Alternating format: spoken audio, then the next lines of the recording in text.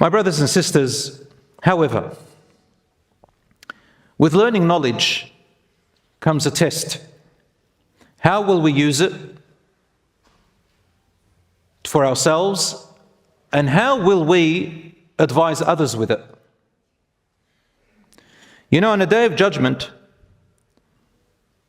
no person will move until they are asked about their youth and how they spent their youth. From when you reach puberty until about 35. What did you do in that time? And you will be asked about your life in general. How did you spend your entire life? And you will be asked about your wealth. Where did you get it from? Did you get it from halal or haram sources? Number 4, you will be asked about your wealth. What did you spend it on? How did you spend it? Did you spend it on halal or haram sources?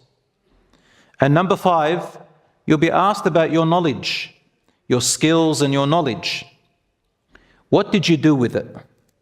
So all of these, brothers and sisters, are blessings. What do we do with them? Knowledge, how did we use it?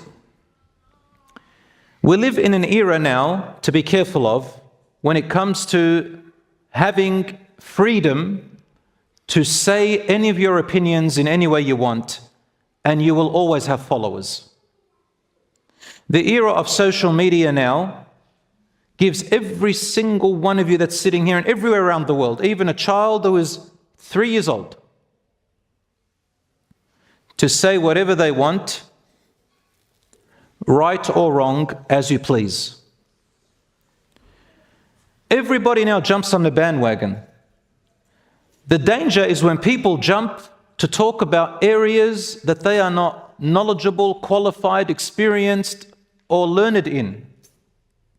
You find a person just whatever, jumping on to talk about areas that they've never been trained in. They Googled it a bit and they think they have a PhD in it.